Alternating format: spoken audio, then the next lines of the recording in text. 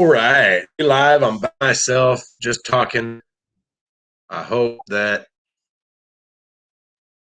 I have better connection out here than I had previous. I just got an email from YouTube saying, now live on your channel. It's Wednesday, baby. Ag Tech and A. Murray. What's happening, fellas? Restorations in the house. I just saw your comment on a Kentucky Tech video. But you couldn't wait for my live stream. That's good to hear.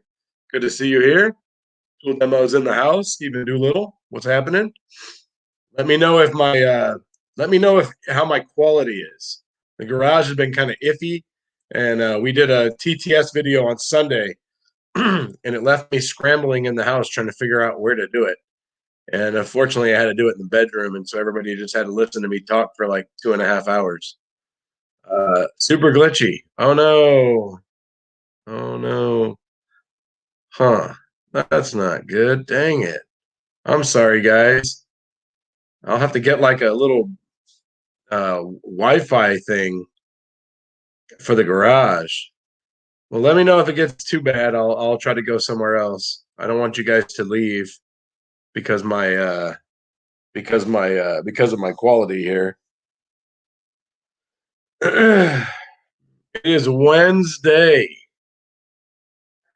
Man, what's up, JD Tech? And we're through Wednesdays. We got 2 days left. So hopefully everybody's week is going well. Mine is going fantastic. Got some diesels. Got to finally push this Audi with the rear timing chains. If you follow me on Instagram, you know about my troubles with this thing. Finally got to push it off my rack today because I needed the rack. That thing's been on my rack for like a month. Oh man, it's a tough one. Then we got to figure it out though. What? Oh, thanks, Egg Tech. Yeah, I had fun making that one. That was awesome. Okay, so tool demos. Nothing fixed the Audi yet. So the shop I'm at, there used to be a guy, and he was the Euro guy. He worked on every European car that walked in the door, unless by some chance he wasn't there. And we reached out to him. He's the one that initially diagnosed this thing. We reached out to him, and he said that if that rear timing chain, if that timing chain, if anything comes off the tensioner, then the chain is stretched and the chain needs to be replaced. And so what I found was, so from the front of the vehicle, if you're looking at it at the rear of the vehicle, there's a little window on both sides of the cam carrier. And on the exhaust sprocket, it's notched and it fits onto the cam, so it can't go any other way. And it has a mark. Well, that mark is right in the middle of the window on both sides. Now, the intake side, it's a phaser, a free-floating phaser. There's no keyway. So you pretty much put it on, finger tight, pull the tensioner, and then make sure that all the tension is off of is onto the tension side. I mean, the tensioner side. And you torque it down. And so what I found was the intake phaser on the passenger side, the side that initially didn't have any problem, it was pretty much sitting close to in the middle. And so what we found on the other side was when I really looked at it real close, it looked like it was sitting like off. It's really awful like picture, but if you could picture my fingers as the window, it seemed to be sitting more like way over off to the side. And so when we reached out to the guy, because so what I'm guessing, I know we didn't dive volatiles in the house. I know I didn't necessarily have a code. I didn't have a problem with the passenger side, only the driver's side. However, I think that what happens on that is when everything is timed and everything is perfect, and I don't know the logic on this, we're guessing because we don't really know. think that it goes like this from the crank up to the cams, to each cam, and then across the cams. And it looks at that position and it knows where that position should be. And I don't know if it, hey, Princess Jamie, I don't know if the car reads from the crank to this cam and crank to this cam and then cam to cam, and it just doesn't know the difference of what's going on. It just knows that there's a problem. That's what we're guessing. So anyway, what's up, Brett? So what we're doing is we are going to be pulling the transmission and pulling the rear covers and pretty much doing all the chains in the back of the motor. It has two lower chains. One is a power takeoff chain. The other one is a crank to something chain. And then the two chains for the cams. So we're going to replace all of that. We're just going to do it all. And I guess most of the bolts are like stretched to fit. And so pretty much you have to replace most of the bolts. And there's a whole bunch of bolts that hold on sprockets. The sprockets have to come off. And so I guess Audi sells a kit of all the bolts.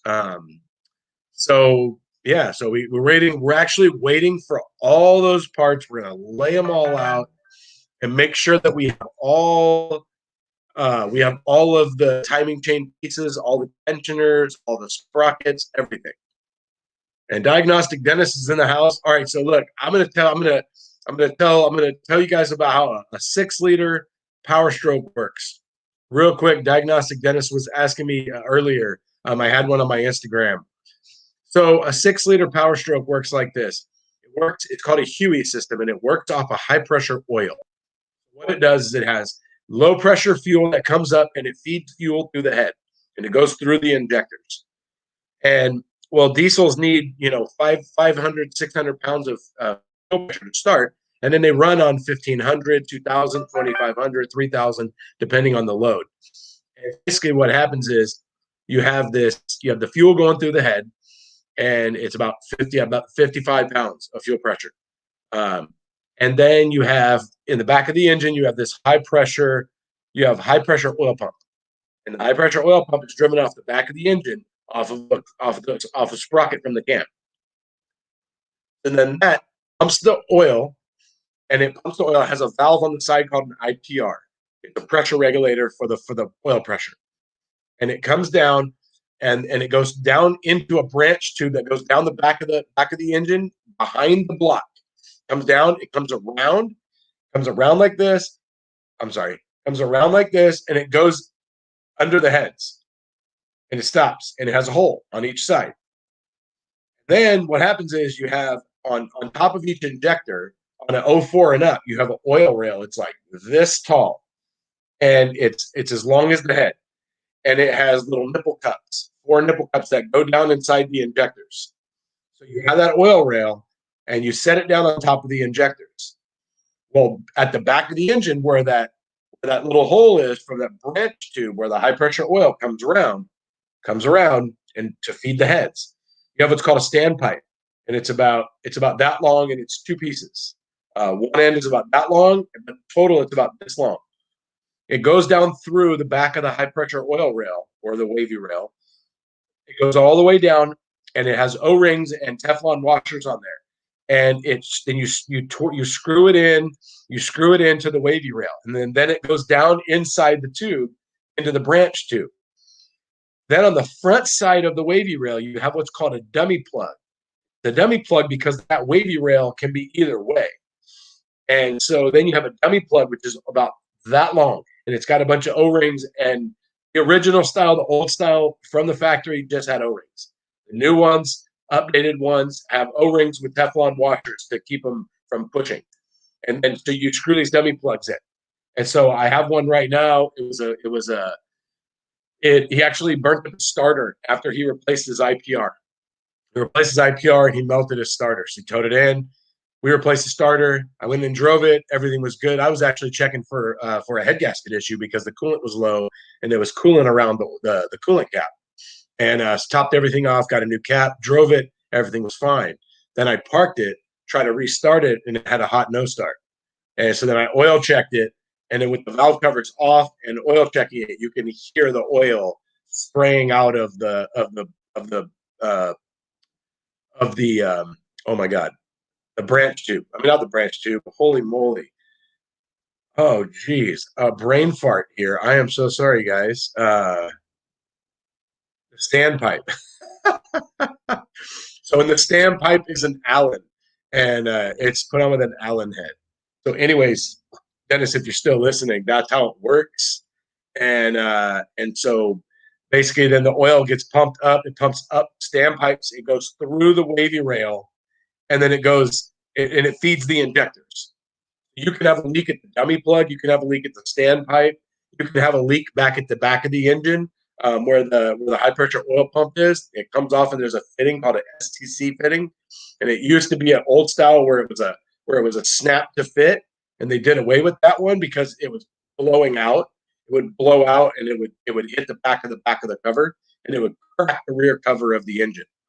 So, anyways, so Dennis, what I showed on my Instagram today was the top portion of the standpipe, and that had blown out O-rings. So that shows you right there.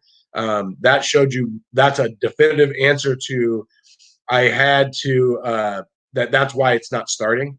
And so now I have, but to get the bottom of the standpipes off, you have to take the wavy rails off because the standpipes are so long that they don't fit up through the heater box. You can get them off the driver's side because it's just the degas bottle, but the passenger side you can't because of the HVAC box. And unfortunately, that's the side that's a pain because of the HVAC box. So, anyways, occupants in the house. So, anyways, that's how it works, Dennis. If you have any questions, hit me up on my Instagram. Shoot me a message. That's how it works. And you just put shop air right to it. If you have a 04 and up, you take the ICP sensor out of the front of the passenger valve cover, and you just put air to it. You have to get a fitting for it, and then you just put shop air to it. I have a regulator. I use the regulator so I could release the pressure so it doesn't spray oil. And I had it at like 120, and it's fine. But that's how it works. That's how you test it. And then you have to close the IPR with a scan tool. You have to go into the scan tool, and you have to close the IPR. You have to turn it at 85%. Anyways, that's how the high pressure oil system works. I hope that makes sense. Dennis, that's why I wasn't going to try to type that out on Instagram. It's too much. Happy that I was able to do that tonight. I hope I didn't bore you guys. But anyways, little lesson on the 6-liter diesel. That's how it works. And yes, sir. So let me check the comments here and see. I don't want to miss anybody. Tool demos. I'm not sure if there are any. I don't think there's any aluminum bolts. If you're asking me about the Audi, I think they're just all they take an extra degree. And so anytime you have a bolt, anytime you have a torque spec with an extra degree, you have to replace it. Yeah, AgTech, yes, they do like to. I did say nipple cups.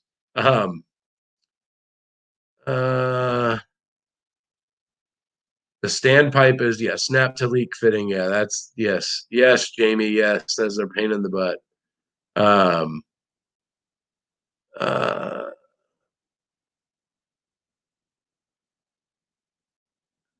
Stephen Doolittle, it could actually be your controller. He's asking about, let me put that up there. He's asking about the 4x4 system. So you could have a bad switch on your dash. You could have a bad actuator. So if you can scan it for codes, that's the best thing to do. If you have a scan tool, scan it. And if not, let me know what your code is, and I can help you look that up. Okay, so Bill Beckett asked a question. Okay, so all right, so Bill, there's Bulletproof is a company that came out, and they make 6-liter diesels.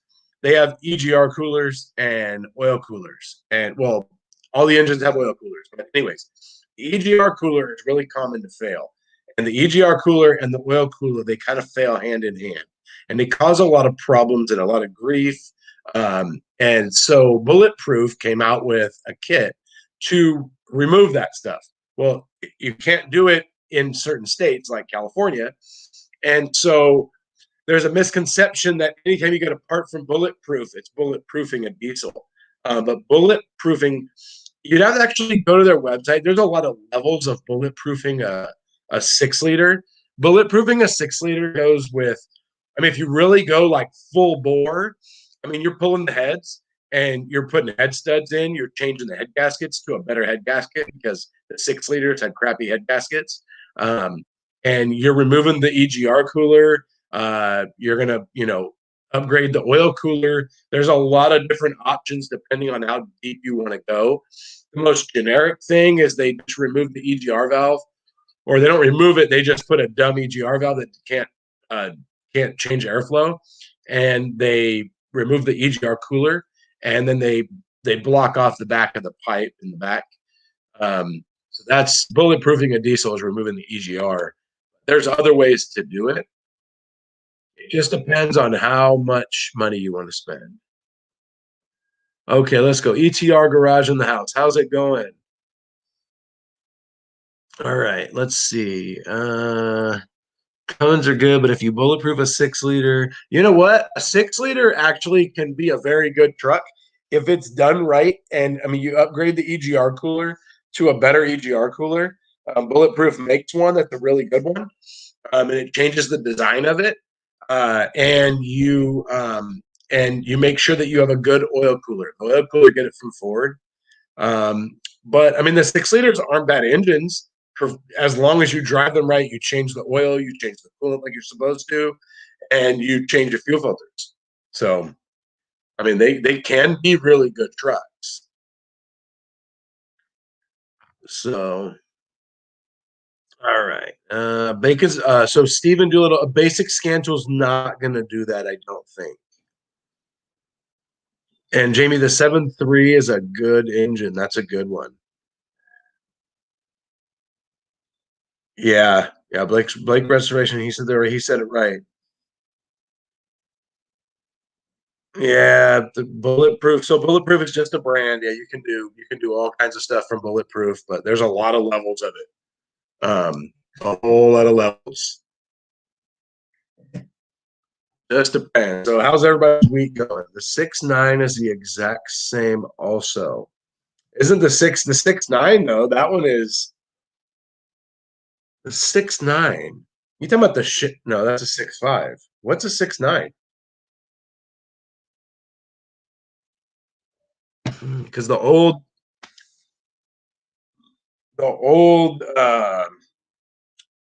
even back the 7.3 was for a long time. The Chevy was a 6.5. Okay. So was that was before the 7.3 IDI?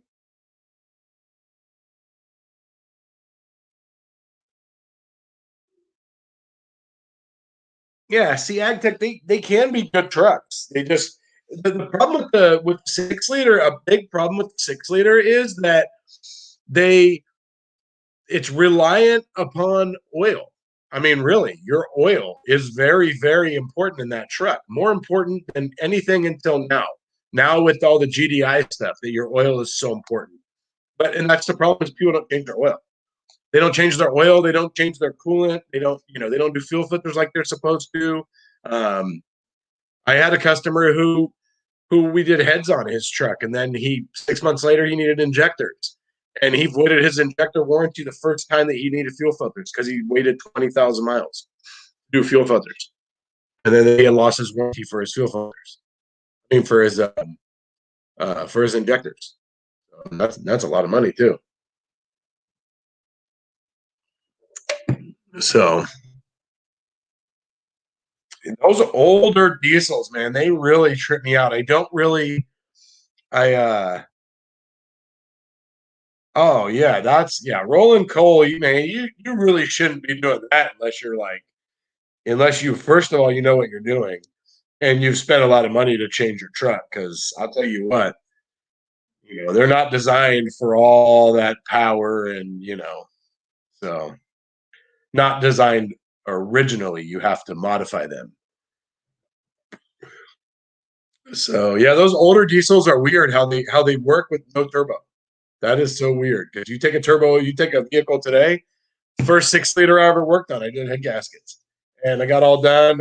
After I got it to stop smoking, and I was going to get on the freeway, and I was just chugging up the freeway, up the on ramp, and then all of a sudden I heard this loud boom, and then all of a sudden it was chugga chugga chugga chugga chugga, and oh yeah, I was just limping and back to the shop, and I knew what was wrong with it, even though I didn't really know what I was doing. But it all turned out fine. So usually the first time I work on a diesel, usually it's a big one. I usually go big first time.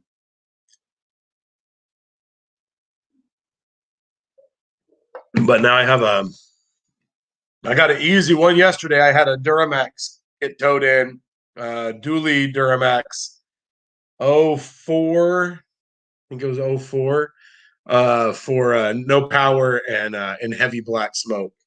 And so I went to go scanned it, no codes. I went to go drive it. The minute I left the shop parking lot, I was just like, oh, this thing has no power whatsoever. So I drove it around the court just to confirm. And oh yeah, I mean heavy black smoke. And I could hear the boost leak up under the hood. So I'll bring it back in, pop the hood, and sure enough, the driver's side lower cac tube came off. So, and then it had a leaking radiator. So I got a new boots and clamps on the cac tubes and a radiator and some hoses. So now a 6.7 Power Stroke. Now that is a badass engine, man. I really like that truck. Oh my god! If I had money and a reason to if I had money and money wasn't an option, then man, I would have a 6.7 Power Stroke all day long. I think Bill. I think that DEF came into the scene. I think in 12. I think in 2012 is when it came in. Somewhere around there. Not 100% certain. But yeah, I think it was 2012. So the 6.4 Power Stroke is kind of weird because that thing has a DPF and it has no DEF, but it has a DPF. And so that one's really weird because that one fires the back injectors. Basically, it dumps raw fuel right into the exhaust and to light off the DPF. And that's how it burns the DPF. That's how it gets it to burn. By dumping raw fuel back there. So that's a trip.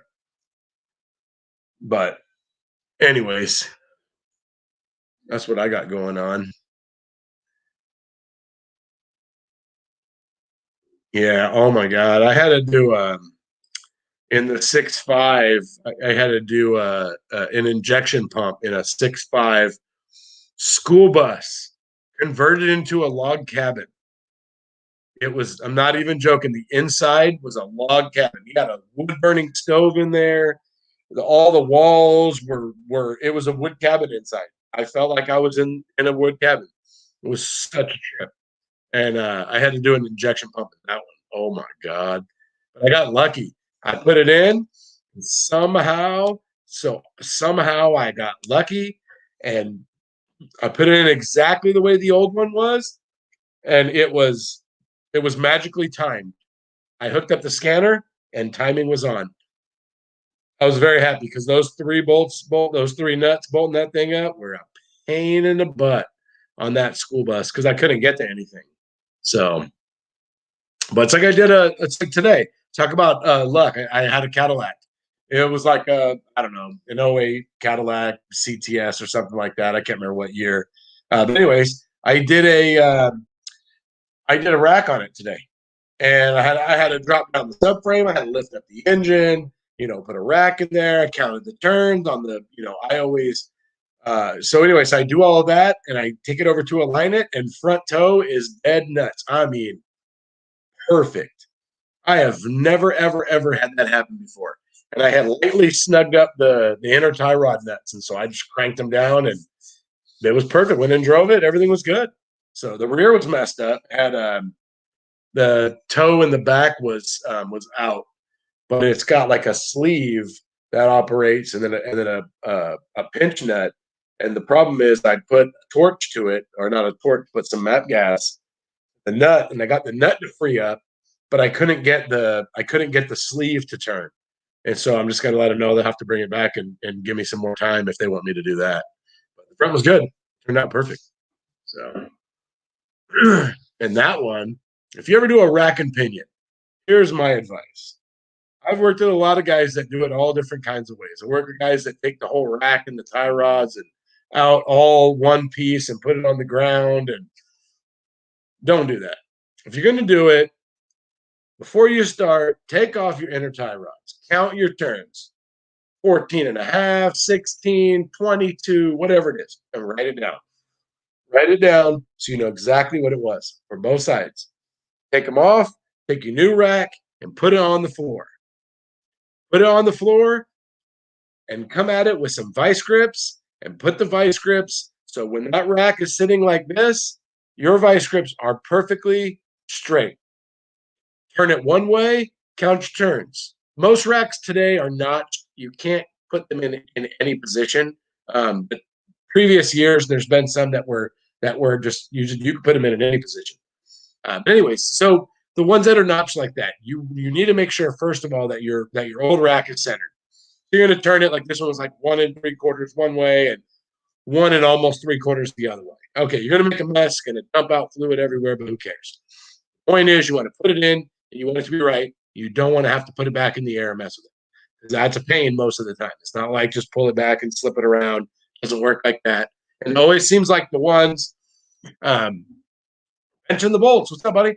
It always seems like the ones that that are messed up are the ones that are hard to do. And so then bring your new rack over. Now, this is the trick. A lot of guys don't do this, and I've watched it, but bite guys in butt because they don't listen to me. So bring it over there and put it on the ground, and do the same thing to your new rack. Make sure that your new rack is centered, because a lot of times rack and pinions, they're laid up on their side. They're standing on end. But when they're standing on end, sometimes that rack's not secured inside that box. And so it's sitting there, sitting on the inner tie rod. And so it's going to move. And Kentucky Tech's in the house. And so, I mean, really, this is like, sometimes there's like little tricks that you can do that save you time. And they save you time, and, well, time is money, right? And heartache. And then the boss getting pissed because, well, now I got to redo this alignment, this rack, because I screwed it up. So then lay your new rack on the ground and turn it. It's quick. Clamp it down. All right, 1 3/4. All right, cool. Because you're going to find one time, you're going to turn it. You're going to be like, oh, 1 goes one way that way, and then 3.5 this way. Now I got to find center. It's a pain in the butt, but trust me, you're going to thank yourself. One day it's going to happen. You're going to put a rack on the ground. You're going to do that, and you're going to go, man, I'm so glad John told me to do this, because it's going to be off one time. I promise. And so, anyways, and so that's my trick of rack and pinions. Do it. I've already seen it. A couple guys that listen to me find one off and be like, oh, thank God. And then I've had a couple guys that didn't know the trick, and they found out the hard way. And so I told them, and then they do it now. It's kind of like a timing belt. You know how many times I've had like an old timer come over to me and say, when I was the foreman, hey, hey, man, I did this timing belt on this dual overhead cam engine or whatever, and it doesn't run right, or it doesn't start, or whatever. Usually it doesn't run right. It's running rough. And I'm like, okay, well, did you mark your old timing belt? No, I don't do that. Okay, well, that's probably what's wrong, but let's go check it out. Okay, yeah, your timing's off. And then they have to take it all back apart. And usually it's not easy to take back apart. And that's why I made the timing belt video about marking your belt, because it takes like 2 minutes. Put a mark. You know what else I check? Gearboxes. Check a gearbox. Take a gearbox off, put it on the ground, turn that gearbox. Make sure it's in the right position. So, because sometimes that pivot arm doesn't always have only one way it can go on. And so it just causes you a heartache, man. That's just, I just try to I try to save people time and heartache in ways that I know that I've been bit or I've seen other people get bit. You guys will make the same mistake as me. So that's my little tips and tricks right there. So paint markers are your friend. I'm telling you. On my video of my toolbox, you see I got 4 on top and 5 ready to go. 5 brand new ones. I bought a pack. So that's what we got going on there. So how many people have done a water pump on a Duramax and did it right the first time? Yes, Princess Jamie, absolutely. Mark the Pittman arms. Mark them. They are easy to mark. And you know what? I will tell you this right now on those little things like timing belts and Pittman arms and gearboxes and whatever, man, it always seems like it's like a drive belts. I talked about it in a video because it just literally had just happened to me, and it happens every single time. There's no way I'm going to forget how this belt goes on. There's no way I'm going to forget how this Pittman arm goes on. I did a sprinter. I had to do a sprinter, and I did an intake manifolds on a sprinter. It's 2 manifolds, and they're connected by one little tube and an O-ring on each tube, and they're put together. Anyways, so I did this sprinter, and when I got done, I put it all back together, and then I ended up having a bracket that I needed to put on the passenger side head, and I couldn't get it on because of the bolt. The bolt was underneath stuff. So I ended up having to notch out the bracket to fit, and it was a pain. I made it work. But so then the next time that I did a sprinter, actually I did heads on a sprinter. The next time I did heads and I think I did intake on another one. I actually took 2 pieces of cardboard and I actually put, this is the only time I've ever done this. I don't normally do this. And I put all the bolts. I drew the intake manifolds on the cardboard and I put all the bolts through the cardboard with any brackets they were attached to in the cardboard to make sure I didn't forget the brackets. And the other thing I did on the sprinter, because I don't work on them a lot, and usually I when I work on a sprinter, I don't work on one for long enough to forget little things. And I'm talking about the whole top of the engine. If any of you ever had the airbox off and the covers off a 3-liter sprinter, it's a mess. It's like a Mercedes. I mean, it's a mess. There's wiring everywhere, and got fuel tubes that have to go certain directions and certain ways and up and over here and there. And man, I did that one. I did the heads on that sprinter. I had paint marker everywhere. I had white over here and pink over there. So in the end, I knew. Well, no, I didn't know. I could kind of try to figure it out because it was one of those things. I took the head off, and then we had to wait for the head to get ordered, wait for it to come in, and we had to send the head to the machine shop with the old head so they could transfer all the valves and everything. So yeah, so man, I'm telling you, I paint marker everything. All right, let's see what's happening over here. Diabolic, are you talking about your gear? You've only had one gearbox go out? Bill Beckett, he just ordered a Sunex quarter drive universal metric magnetic socket set today. Hey man, why you gotta rub it in, brother? Man, I want to get those so bad. God, those magnetic, those what he's talking about. I'm gonna put it on the screen because I'm gonna tell you what. I actually saw Justin Dow had this on his video. He had a video of these, and it was 2 sets of magnetic sockets from Sunex. I want to say that maybe one of them was just a straight magnetic socket set, and the other one was a universal set. But anyways, when I saw that, I was like, "Oh my god, I gotta have that." And then I've seen somebody mention it, and Bill talked about it. Let me know how those work out, Bill. I'm sure they're going to be fantastic. Oh man, occupant. Let me tell you, that truck. And you know what makes me mad about that truck? So that truck initially had plug cats. So it has one. So the cats are only like this big, and there's two of them. It's a 4-cat system. However, only one of them is monitored. So one of them has the front O2 and a rear O2 and a cat in the middle. And then the pipe goes down, it goes down and up, and then there's another one. So it's only like about that far apart. And so it goes to the exhaust shop and they do the cats. And then they tell me that they couldn't do the upstream because they said, send the O2s, we'll put them in for free. And so then they said, oh, we couldn't do the upstream O2s because of not real sure why. But anyways, one of them ended up being wrong. The O2s, and I look back and I'm like, oh my God, they didn't even do the rear cats. And the truck still runs a little rough. And I was just like, hey, you got to send this thing back. They got to get those other cats done. Because anytime I've had that where one cat plugs up, then you know what, man, you need to do the other one. I mean, I could do a test on it, but it just takes longer. You got to pay me, an hour and a half to do it because everything is hot. And you got to hook up a back pressure gauge and all that stuff. So, okay. So you have a Duramax Diabolical? I'm guessing you have a Duramax because I asked if anybody had done a water pump on a Duramax. Man, I did one, and this truck brought back nightmares because it was pretty funny because I made a video about doing the Duramax water pump because I was like, oh man, you got to have a special tool to get this thing off. I never had this, it's hard to do. And I didn't know you had to have a special tool for it. I made a video about how simple it was or how to do it, right? And about the tool and everything else. And the next day, I had a leak.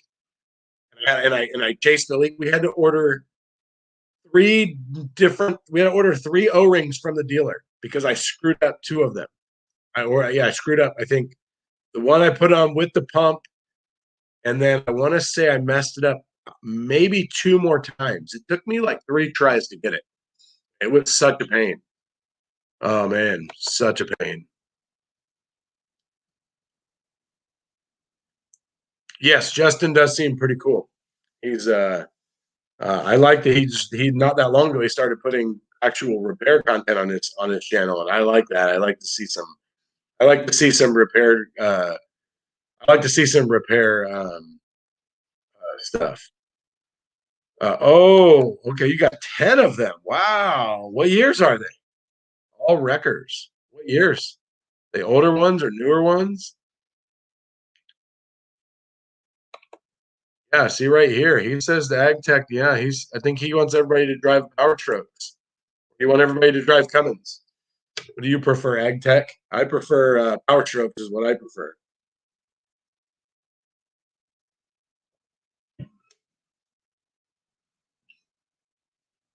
But I drive a Camry, a 4-cylinder Camry, so and then a minivan.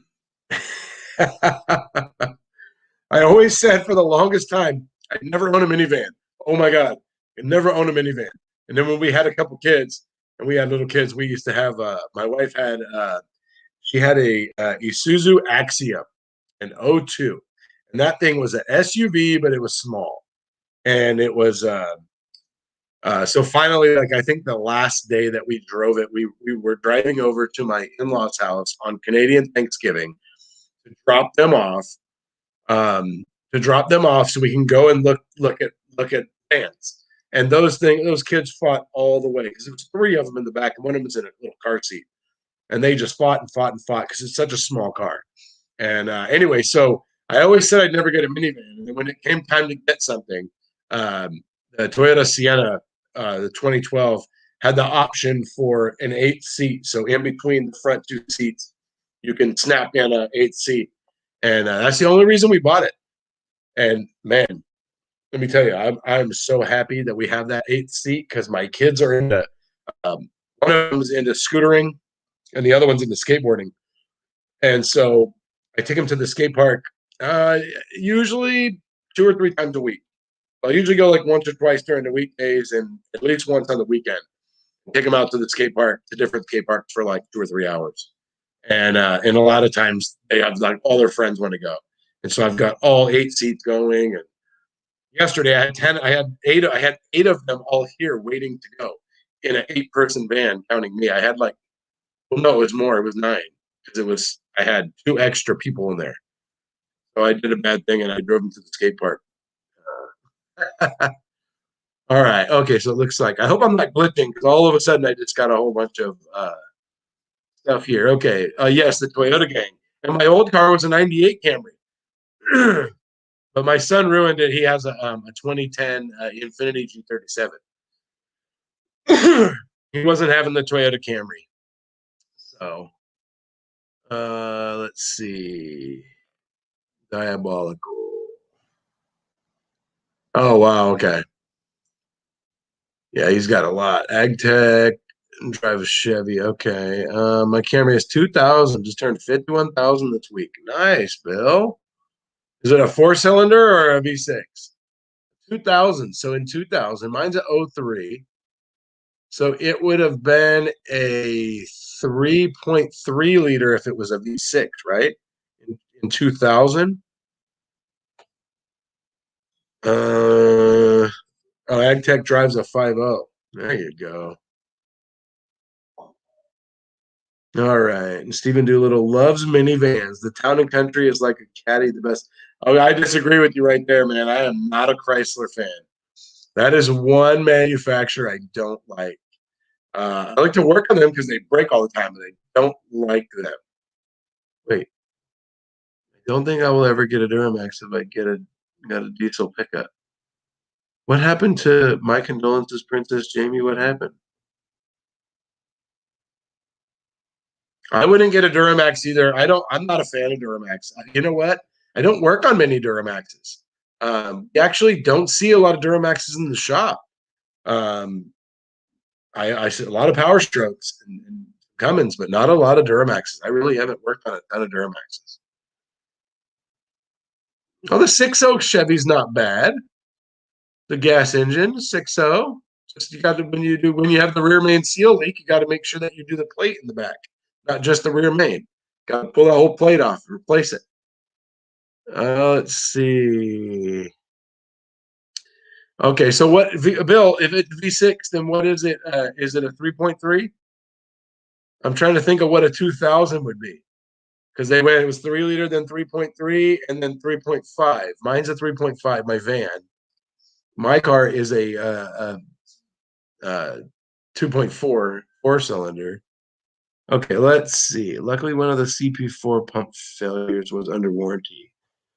Oh my God. Oh, diabolical. Did they have to do the whole fuel system? Because when those CP4 pumps fail, they grenade. And then they have to go and they have to do all the injectors and everything. Occupant drives a daily 04 Honda CRV. Holy, 280,000. That's awesome. The CRVs are good. CRVs are good. Yeah, see, AgTech says that a 6-liter Chevy is a pretty decent engine. It's not a bad engine. Just remember, if you do that rear main seal, man, make sure you do that plate in the back. I've done a bunch of those. I had like 2 Escalades in a row that had them. Yeah, I just did another one not that long ago. Holy moly, turning 100. That is a long life. Oh, that's what I thought, AgTech. I wasn't sure. The only Chevy I've ever owned was my first 2 cars. My first one, I got it. Someone gave it to me as an '87 Cavalier. And so this girl had this car, and it was an '87 Cavalier. And in the ignition switch, when you turned it off, it wouldn't turn off. It would just keep running. And all the lights would go off, but the engine would stay running. All right. So she had this car, and she would just go to school, park the car, turn it off, and it would just turn off, right? And so she would just go into school. And so, I don't know, it was like a few months before graduation, somebody came in at lunchtime. They're like, oh my God, your car's still running. And so anyways, so her grandfather got her a car for graduation, and they gave me that car. And so I was a skateboarder. And so I didn't know anything about cars. I really didn't know anything about cars until I was like 24 when I went to school. But anyways, I was a skateboarder, and so I always had like rubber handle pliers, and so I would just go under the hood and I would just start pulling off plug wires until it quit running. And then I would plug them back on. I got shocked a few times, but whatever. So anyways, so I drove this car like this for quite some time. And I would just, wherever I went to go skate, wherever, I would just turn it on, pull the plugs, it would turn off. Sometimes I'd have to pull like 3 and not want to turn off. And I would get shocked. Hey, buddy.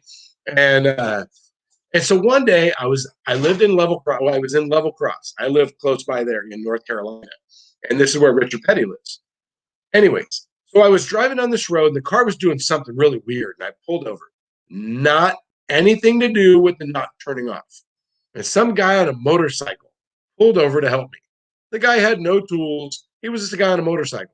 And you know what? Now I do this for a living, and I can't for the life of me think of anything that could have been this. So basically what he did was he popped my hood. I don't remember what he did. He did something and said, your car should be fixed now.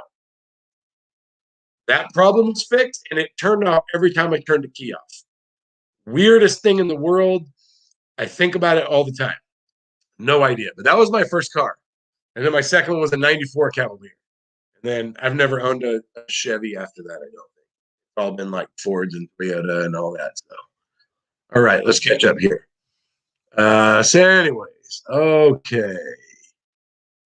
Yeah, every O-ring. Okay, so Diabolical said, yeah, they had to replace. I'll go here and let's just go over this so you all know. Let's see. Where was that? How did I miss it? So Diabolical has a Duramax, and it has a CP4 pump. And if you have a CP4 pump and it fails and it throws little metal particles everywhere. So when this happens, and the 6.7 Power Stroke is the same way, and the earlier ones. And so when this happens, you have to get a fuel contamination kit. I've never done one in a Chevy, but in a Ford, it comes in a box because Ford has in the 6.7, there's a fuel line assembly that stretches from valve cover to valve cover. So it goes from one rail on one side of the engine all the way across, connects to the high pressure pump in the valley, comes back over, connects to the fuel rail on the other side, and you have to replace that line assembly. You have to replace the return line assembly. You have to replace the high pressure pump. You have to replace all the filters. You have to replace all the injectors. You have to replace the fuel rails. You have to replace everything. I know in a 6.7, just the parts alone are like $10,000. It's like 10 grand for that kit. So yes, so you have that problem. If you know anybody with that problem that's not in a shop, tell them not to just put a pump on there because it's not going to fix it. They got to replace all of it. Okay. All right. Okay. So AgTech, you had a Chevy. Okay. 92. Okay. Back in 92, they didn't build great trucks back then. I would rather have a Ford back then. Let's see. All right. Hey, Bill, what engine size is that? I don't know if you told me, I missed it. In your V6 Toyota, I'm just curious what the 2000 had. I can't remember.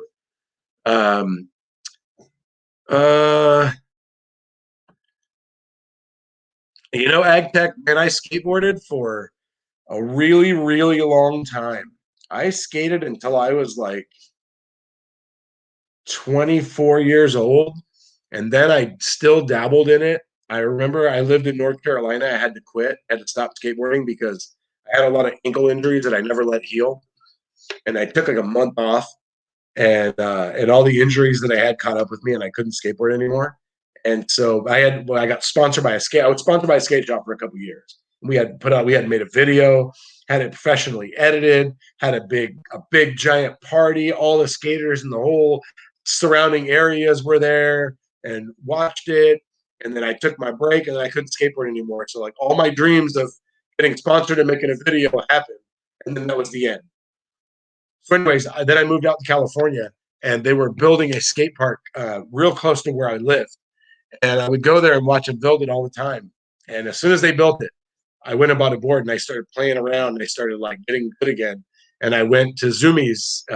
It's a place here in California, and I brought my tape into the guy, and he was like, "Oh man, you're pretty good." And so they sponsored me, so give me stickers and I got discounts and all that stuff. And so I did that for a while, but then I had kids and all that stuff, and you can't really do that.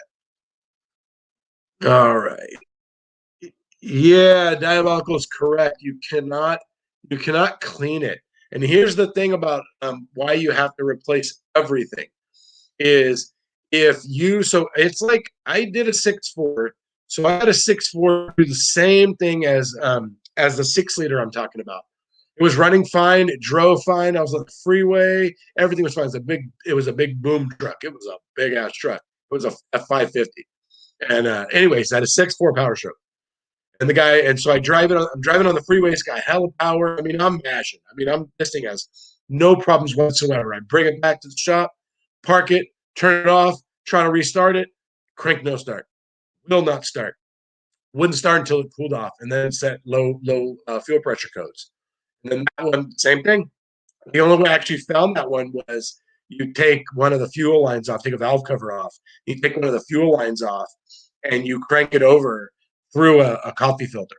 And that's how we found it. Was you crank it over through a coffee filter, and if you see any metal, then the whole system has to be replaced. And I did in that one. I had to do a contamination kit.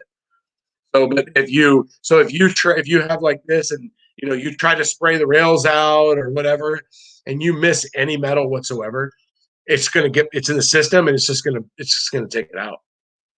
So, yeah, and there is no warning. It just goes out when it happens, and you're stuck. So, Kentucky Tech's first car was a '99 Mustang, 5-speed.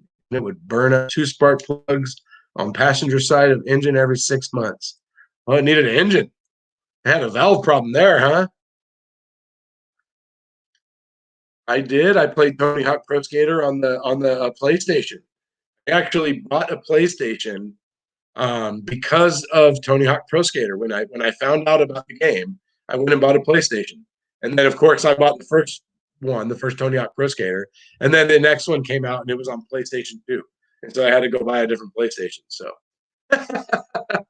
okay, so a 3 liter bill. Okay, all right, that's what I thought. I couldn't remember if the 3.3 was that old. That was in the newer ones. So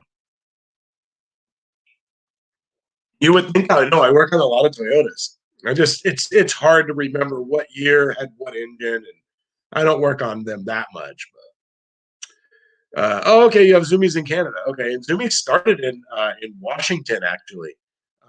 So they have them all over here on this side. But anyways, so that was my fun. So now my kids. I've always hoped that one day my kids would skateboard, and my oldest one had a board, and he just was never interested in it. Not interested in baseball or anything like that. We tried. He tried golf. He tried basketball. Just had no interest in that. He was really good on a little Razor scooter. He rode that, but I never pushed the skateboarding on him. I just always kind of one day, and the my kid, my middle one, he got a skateboard last year, but he never rode it.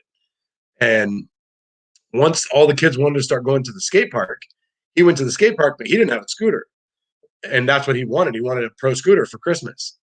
And so we all went to the skate park, and everybody has scooters, and he had his skateboard from last year.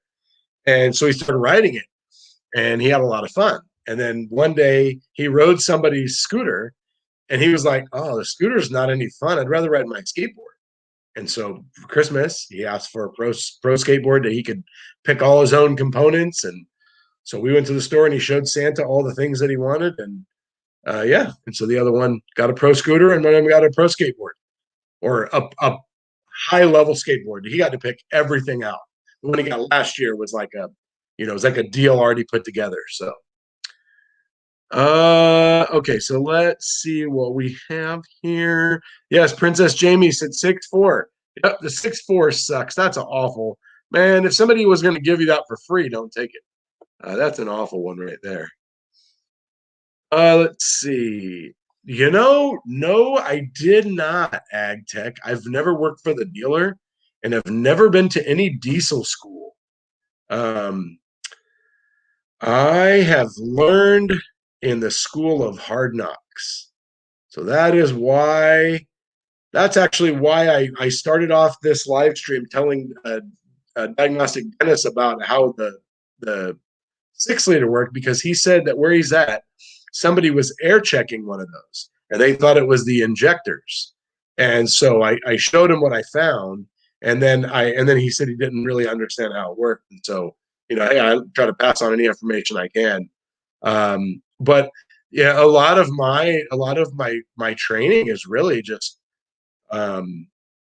reading up on it. It's trying, walking around in circles, not knowing what to do, looking at the scanner, looking at the data, looking at the PIDs, not knowing what any of it really was, not understanding what it's supposed to read.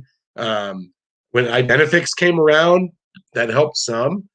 But then I used to watch. Probably my biggest contributor, I would say, would be Diesel Tech Ron. He passed away. He was a YouTuber guy on YouTube, and he was a Power Stroke guy. And I would actually go watch his videos, and he actually taught me quite a lot. I actually learned quite a bit from watching him. But most of mine is just practice and just, yeah. I work on a lot more Power Strokes than I do any other diesel. So I'll say that. And Kentucky Tech, why didn't you just buy a coil? I'm just kidding. They look the same, but they don't. I mean, I don't know. I still remember them. A car could roll in that I worked on 6 years ago, and I would remember what I did to it. I don't know. I said that to a guy when the first shop I worked at, the first flat rate shop I worked at in Sacramento. There was a guy, Walter. They left to start their own shop. But anyways, I told him one day, I was like, man, tell it weird. I remember every car. Like, if you worked on it or, James worked on it, I remember every car. He's like, oh, don't worry, it'll fade in a couple of years. Nope, hasn't faded. I still remember. I remember if like the guy next to me worked on it. A lot of times I'll tell the guy, I'll be like, hey, that's the car you did such and such. He'd be like, really? I don't remember that. But I don't know. I do. So kind of good, kind of bad. When I was the foreman, it was good because when a car rolled in, I would know if it was a car that we just worked on and who worked on it, so I could go look at it to make sure that whatever happened, it was taken care of in the proper way. If it was a comeback.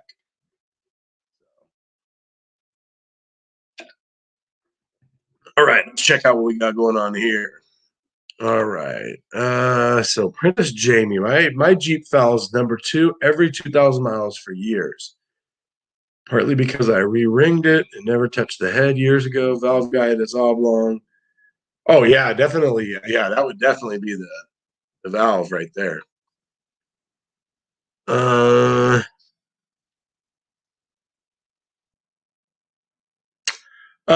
So Diabolical. So when your truck is out of warranty, they make a kit because the CP4 pump still sucks. So there's like a couple things that you can do. So Diabolical, there is. So I have a good buddy that is the manager of a place called. Oh my God, talk about brain farts today! Holy moly, the DMAX store here in the Sacramento area. Well, a little further out, but anyways, so they're just a Duramax shop. They do Duramax maintenance. They do Duramax, performance. They do Duramax everything. They are a Duramax shop all the way. I mean, everything.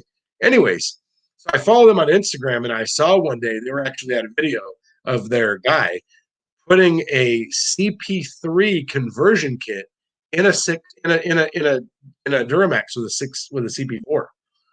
So that might be something to look into. And then I know, because with the 6.7s, the Power Strokes, there's stuff you can do.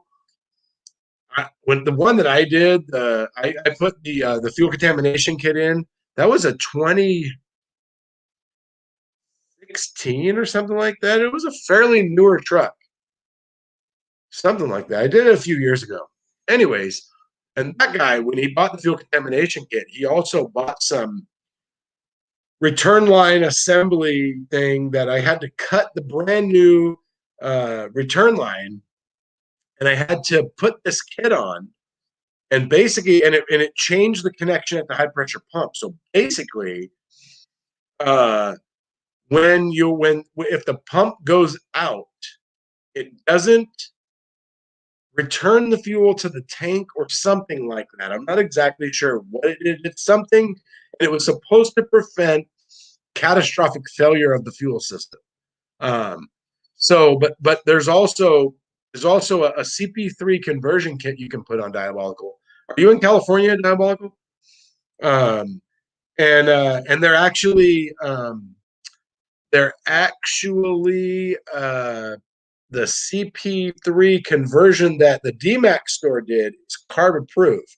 So if you live in California, if you don't live in California, basically what that is, it's a California Air Resources Board, and it is an organization designed for smog. It's for smog. It's to make sure that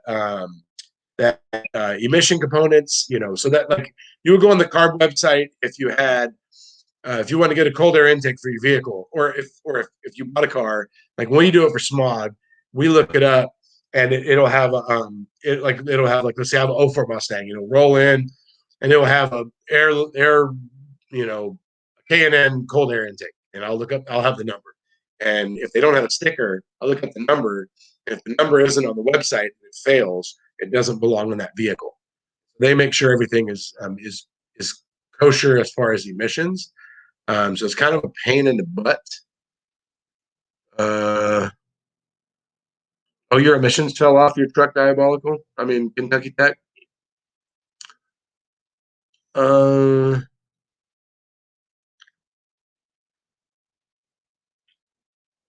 Yeah, see, that's what I was talking about right there. In California, the Earth Muffin Police are the smog techs and the carb people. Let's see. Oh, Oklahoma. Okay. Do you guys have emissions there? Oh, no emissions or smog. Okay, you're lucky.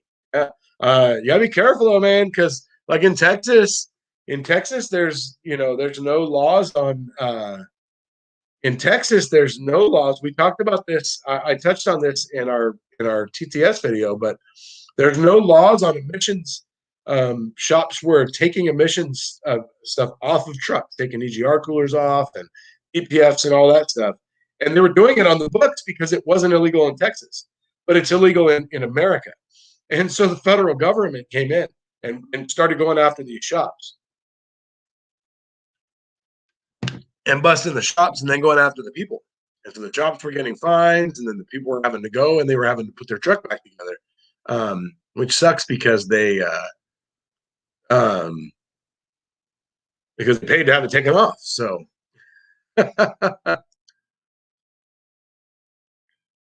so yes, we have smog here though. And when I first started doing smog used to be 20 years from the day. So 20 years from today. And then, so let's say when it turns to 22, it would be from 2022 back 20 years, right? So it'd be from 2002. So 2002 would be the cutoff. They wouldn't smog anything before 2002. And every year it just moved up. Every year it moved up, right? Because it's 20 years from the date. And when I started doing smog, shortly before I started doing smog, they changed it to just 1976. So in California, everything 1976 and newer gets smog, and anything 99 to 76 gets emission tested. So we actually have to test the emissions and test the tailpipe and all that. So Kentucky Tech, what happens is your car fails smog, and then you have to go and you either have to get you have to go get a stock airbox and put back on. Some people have it and they put it back on, or you have to go and you have to get a carb approved intake. I've seen people go and get, like, we have LKQ is a big automotive dismantler here in California, and I've had people have to get all the airbox components and bring them in so we can put it all on to put their car back to stock so they could get it smog. Maybe they bought it with a cold air intake and they thought it was cool, and then it tried to get smogged, and it was like, oh, sorry, it doesn't pass. So I mean, you don't get in trouble, Kentucky Tech. There's nothing wrong. The only time you get in trouble, you don't get in trouble like money wise.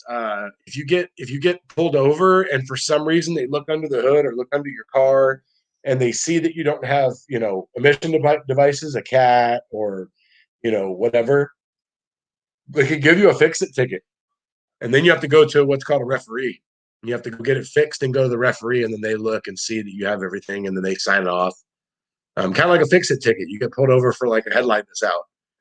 And here in California, if that happens, you have to go get your headlight replaced and then go to everywhere's different, but I believe you just go to a police station and somebody will come out and look at it, and then they'll sign off the citation, and then you have to go and take it back. So, oh, thank you, Ag Tech. I appreciate that. Right there, I had a lot of fun doing that video. I didn't know what to expect. It was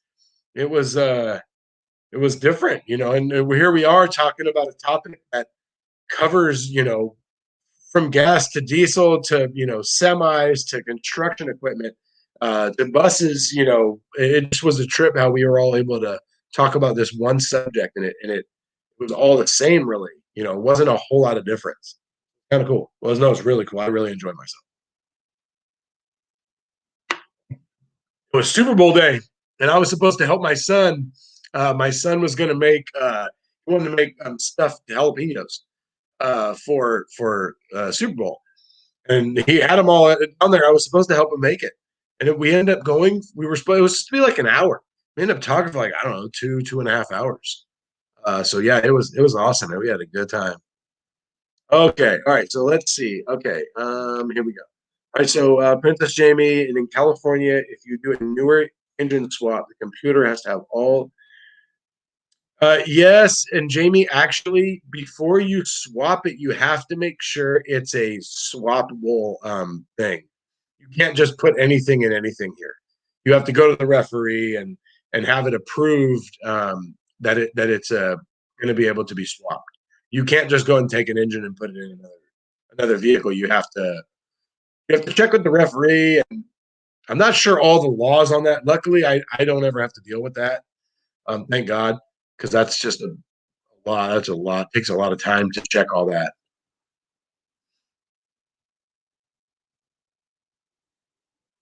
Wait, you deleted your RAM with a CP4?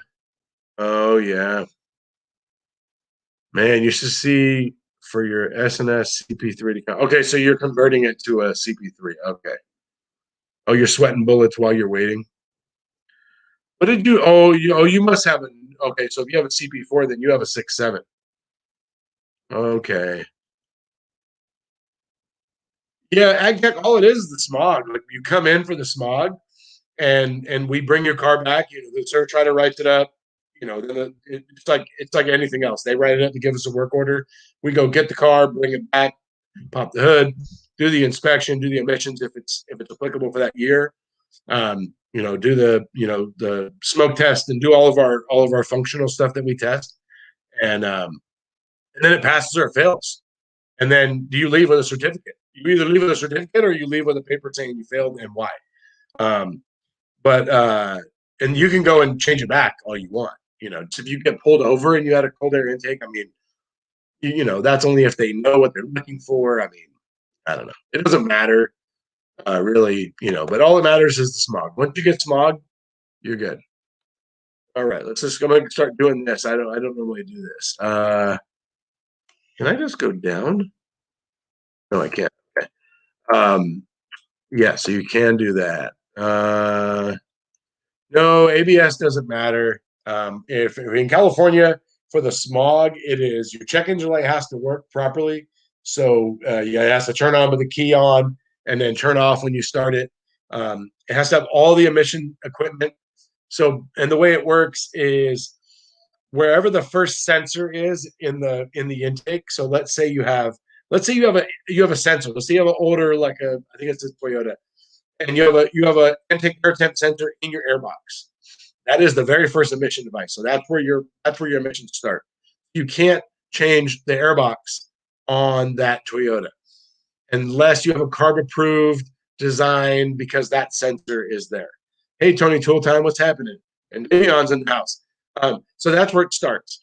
Let's say it's a Honda and it comes back further in the intake air tube, and the first emission device is the fresh air tube that goes into the intake air that goes to the valve cover. That's where the first emission device starts. So technically, I mean, you could change anything before that.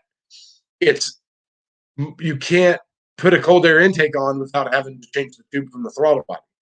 I mean, if you somehow could put in a little, cold air intake, after that fresh air tube, and technically it wouldn't fail. It's wherever the first emission device is, being a sensor or a, PCV hose, whatever, and then it's to the last emission device. So it's to the last O2, or if you have a diesel, to the SCR, the DPF, the different sensors, all that stuff. That's where it ends. You can't change anything until that is there. And then diesels are different. Diesels are different because you can put a cold air intake on a diesel and it doesn't fail, because that doesn't really do anything for a diesel. It doesn't matter. Wait, hang on. Somebody asked a question. Okay, I'm assuming. Okay, I don't know what that means. I missed that.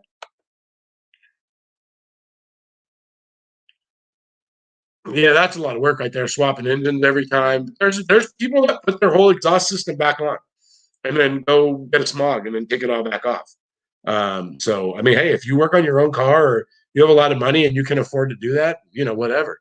Store it in your garage, whatever you want to do. Only Tool Time's in the house. What's up, man? How's it going? Thanks for joining the stream. Thanks for tuning in. Davion, what's up, buddy? How's it going, man? Work's pretty busy. Said your service writer is out and your boss is doing all that, so you got the whole shop. I know, Kentucky Tech. God, that heavy wrench. I think he might have been the one that came up with that idea. I don't know. That was a good. It's every 2 years, Ag Tech. Every 2 years on the smog, and it is diagnostic dentist is still in the house. What's up, brother? It is every 2 years, and oh my god, I'd have to look it up. I can't remember the rules. Diesels, you have to smog sooner than gas. So I think a diesel that's 2 years old has to be smogged, and gas, I think, can go 5 years. I think 5 years before it has to be smogged. Diesels are different. We smog diesels in California because of well, you'll be surprised to hear this. Rolling coal is actually the reason that we smog diesels in California, because people were putting programmers on there and rolling coal. Because you can take a Dodge Ram Cummins at a 5.9, put a programmer on there. Back when I didn't know anything about diesel, the Bureau of Automotive Repair, which is our automotive police, they police everything from smogs to consumers, not getting misdiagnosed and being whatever. They're the boss of all that crap. And so the guy came around with a Dodge truck to show all the. I worked at a Gold Shield station, which was a higher level emissions station back in the day, and so they brought a diesel all around to show everybody. So it had a cold air intake on it. It was a 5.9 Cummins. So it had a cold air intake on it. It had like exhaust temp sensors on it. It had a programmer. And I think that's it. It didn't have a turbo. It didn't, there's nothing in the exhaust. It didn't have anything like that. And so they were showing us what a programmer looks like. Timothy Adam, how's it going, man? They were showing us what a programmer, well, they showed us why we smog diesels. They showed us like with the programmer on one, and you rev it up, and you're allowed to see smoke. You're allowed to see smoke after like up to 5 feet. Like you're allowed a little bit of smoke with a diesel. I can't remember the rule. I have to go look it up.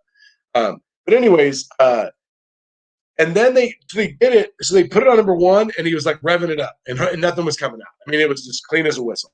And then he put it on 5, and it just barreled smoke. I mean, it was like, holy crap, the amount of smoke that came out. And so it's showing us, why we smog diesels.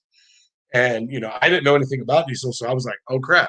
That's how all those trucks have that, do that going to get on the freeway.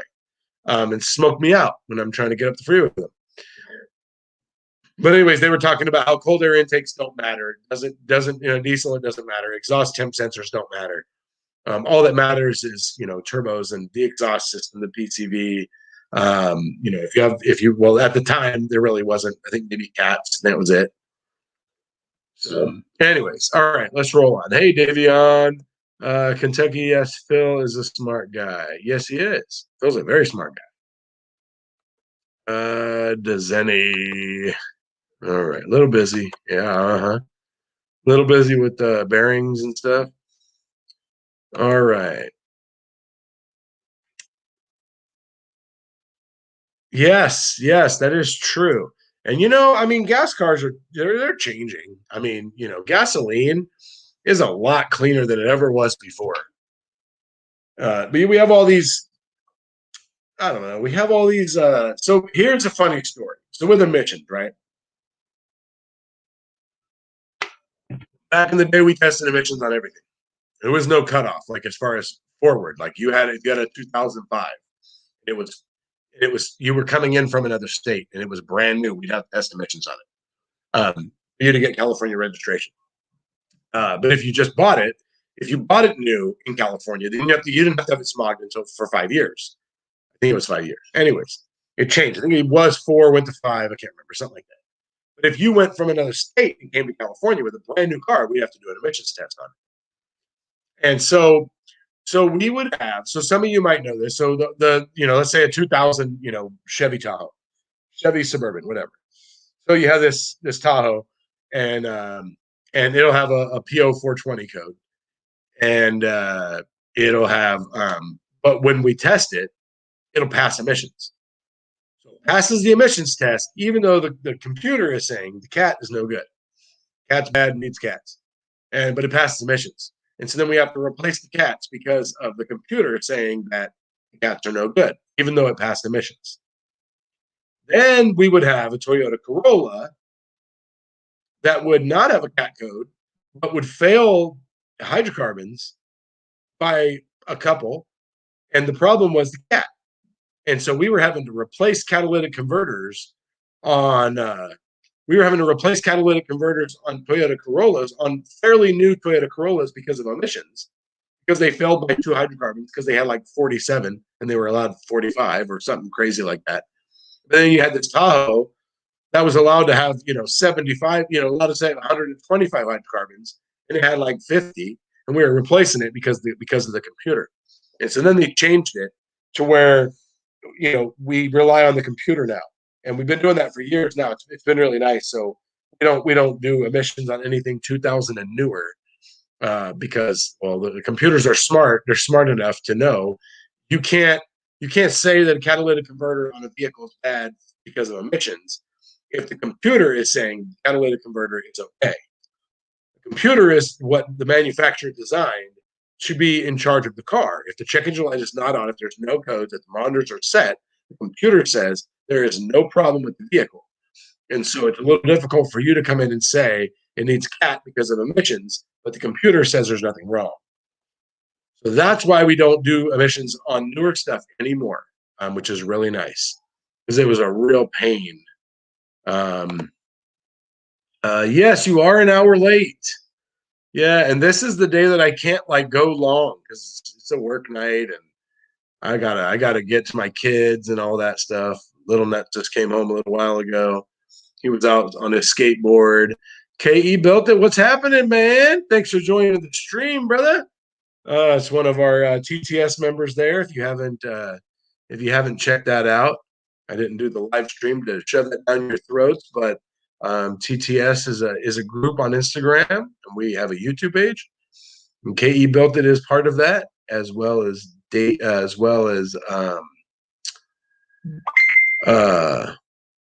Brain Fart, Kentucky Tech. All right, let's roll on to this because I don't want to miss the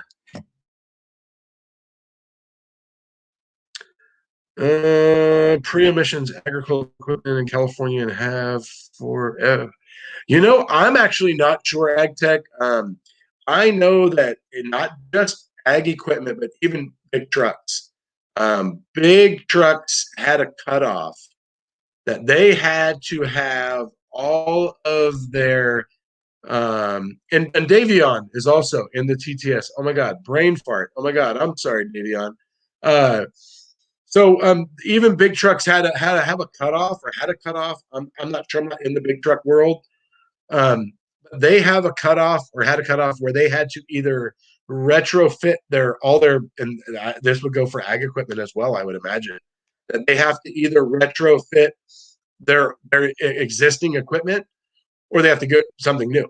Because I know that like even like diesels, let's say like so if you had Sac State, we used to have a shop I was at. We used to do their smogs and stuff, and so Sacramento State University, and they had like a street sweeper, and the street sweeper didn't drive much, and it mostly idled, and so that even those were getting hit, even though it's gas, they were getting hit where they were having to put an idle timer on there, so they were having to have an engine hours counter, just so they could account for it.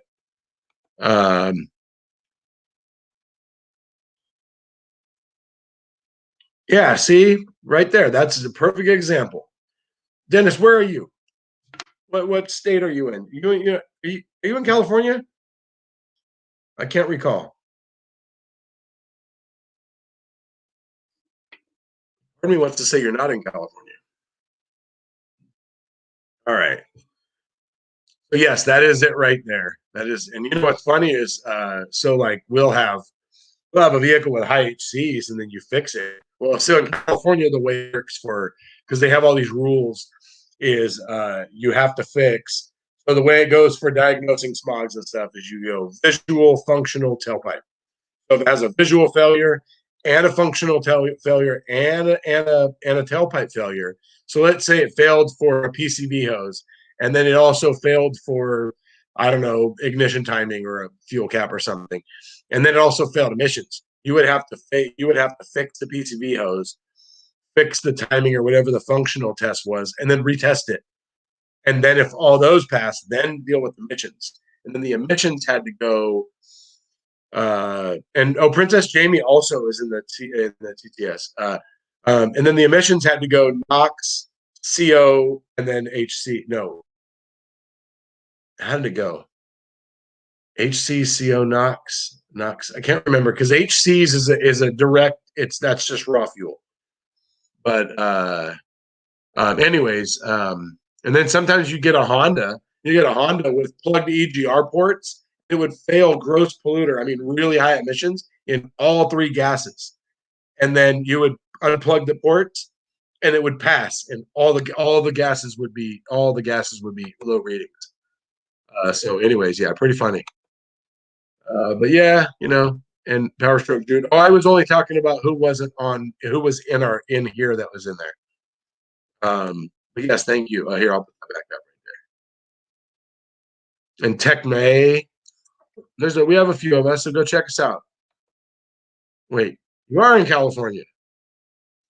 Okay, that's right. That's right. Okay, you're in LA area. That's right. I just saw the other day you put a map showing where you had been driving. Okay, all right. Yeah, well, you're not retrofitting the pump and stuff. I think it's like adding exhaust components to it. I think to clean up the exhaust. I can't remember. I don't really know what it is, but it's really really expensive. So okay, so here's something crazy right here. So years ago, we went to Canada to go visit my wife's cousin. Got married. We went up there for a wedding. Anyways, so we go to the store and they pull up and they turn off the car. And run inside, come back out, start the car, we leave, go somewhere else, turn off the car. I'm like, it's cold outside. Why do you keep turning off the car? And they're like, oh, you can't let any vehicle idle in Canada. They have a law. No idling in Canada. Or at least where I was there. It was in the Ottawa area. So I'm not 100% certain. No, Justin Dow is not in it. No. DIY Misfit Mechanic. What's happening? Thanks for joining the stream here. Let me get caught up here. Speaking of the devil, Phil, the heavy wrench is in the house. What's up, brother? think Kentucky Tech was just talking about how smart you were. Just got home from working. Nice. Nice. I like that tractor video the other day. That was really cool, man. Shortening up the tracks on that. That was really cool. I don't know anything about that world. Uh, yeah, you're lucky, Davion. You don't have to deal with it. I mean, I guess in a way it's good because it's work, right? I mean, technically, if a car breaks, I mean, it's like work, but I don't know. It's a pain though. Emissions are a pain. It's one of those things you can't see. You got to diagnose something that's. Oh, you know what? KE built it. I can't see blue wrenches on here, so I don't even know. And you know what's funny is it doesn't even let me put a blue wrench anymore. Oh, I have to do it from my phone. That's right. That's right. Oh, okay. So Phil said it's late there. Oh wow, 10:50. Holy crap. You've been working all day, Phil? You just got home just now? You have to drive all over those sometimes, probably, huh? I bet you have to drive quite a ways to do some of these jobs. So if you guys don't know, Heavy Wrench, he's an ag construction equipment mechanic. So he's out in the Michigan area. So it's and he says it's cold there, but that I don't know. 13 degrees is not that cold. It doesn't seem that cold here in California. I don't know. Just saying. 6, 7 EGR deletes. Really? Oh yeah, because yes, I guess you're not getting EGR work, you're just getting deletes. Man, that's crazy. East Coaster working half days. Oh yeah, I don't know. I've never seen a 6, 7. I saw a 6, 7. Nope, nope. I haven't seen any 6, 7s deleted or anything like that here. Nope. Don't see that. How is my connection? Am I choppy or anything? I know when I started, my wife said that she comes on here just to say hi to Ag Tech. I think that she has a crush on him. I don't know. She always comes on here and starts talking to Ag Tech.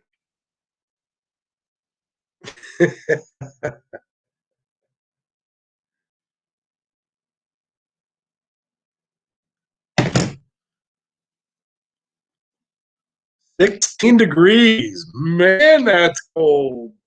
Man, I got home. It's a little bit chilly when I left this morning. I mean, a little bit warmer than 16. I mean, it was probably like 40, but I'm just saying. And I left work in a shirt. The sun was out. Oh man, I was like, thank God I live in California. I lived in North Carolina for 10 years. Man, it got cold there. It got cold there. I mean, we had some freezing rain, and we had weather. We didn't get a lot of snow where I live. But it got cold and it got hot and muggy. I mean, humid as hell in the summertime. It's like that for Phil too. I think it's super humid in the summertime. Okay, okay. You don't do them. That's a good idea. Davion, if anybody does come in there wants like some sort of emissions delete, man, I'm going to tell your boss not to do it because I heard. Well, you live in Texas, so you probably know, but I heard the federal government is kind of after everyone in Texas. Well, all over, but Texas especially, real big in Texas. Okay, so I have a question. I've been seeing a lot of this. I saw Audubon Dan. I think I saw Diagnostic Dentist posting stuff, and then now he built it. What is with the adjustable wrenches? I never use an adjustable wrench. I don't know. That's funny, Phil.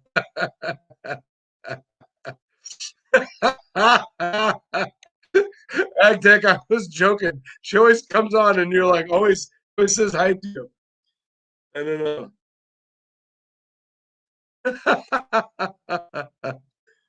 It's in the negatives. Holy crap, man. I've only seen like below zero, like, man, I don't know. Not a lot of times. Not a whole lot. 20 in New York. Wow. Yeah, I think we have a window open. I mean, it's a little bit chilly. Yeah, so what is up with the adjustable wrenches? I want to know. I want to know why people are buying adjustable wrenches. I have a problem, and I don't know if you guys have this problem, but I have a problem where I put a wrench on something and my wrench wants to span out, right? It's trying to open up. I was trying, and so then I have to get either a flank drive wrench, I have to figure out a different alternative. Today, I was trying to take off an ICP sensor on a 6.0, and it's on the valve cover. And usually you can stick, I think it's 15, 16 inch. You can stick it in there and pop it off. It shouldn't be very tight. And I don't know if the customer like cranked on that thing or what, but my wrench was opening up, trying to open this thing up. And so I had to put a box set on it to get it off. So I don't know about adjustable wrenches. I don't use them. I mean, I use duct tape on. I mean, doesn't that count? Miguel Martinez is in the house. He showed up. That is, I'm about to get off. They just invented adjustable nuts. That's funny. Left-handed adjustable wrench. There you go. Put it over. 41 in Texas. I just don't know when you would use an adjustable wrench. So negative 28 Celsius. So what is that in Fahrenheit? I don't know. I know that everybody in Canada knows the difference. I don't know. I don't know the conversion off the top of my head. My wife's family is all in Canada, and and every time I talk to them, they know exactly what Celsius to Fahrenheit converts to, and they know what miles per hour converts to in kilometers. But we don't know that here. It's funny how we don't know that, but they know that. Okay, well, I see it on that. I used to have a little adjustable wrench in the smog machine when we had to open up the gas bottles, but it was a cheap one that I left over there because I wasn't going to leave like a wrench, you know. Oh yeah, I don't. I've had a fan clutch tool for so long. Yeah, but yeah, I see that. Yeah, what is an adjustable wrench? I just don't. I don't know. Just it was just a trip that lately I started seeing all these people with adjustable wrenches, and I was just wondering, you know, why? If I missed some sort of memo. Now, okay, yeah, well, I'm about to end it, Jamie. I actually have to get off here. I got to go have a shower and all that good stuff. You know, a work night. You know, can't pull a 11 o'clocker like Phil over here. I'm just kidding. I appreciate you stopping in, Phil, after a long day. That's funny, right there. Yeah, I like that. And let me put that over there. That's funny. Yeah, I don't know. Oh, you know what? Okay, I'll take that back.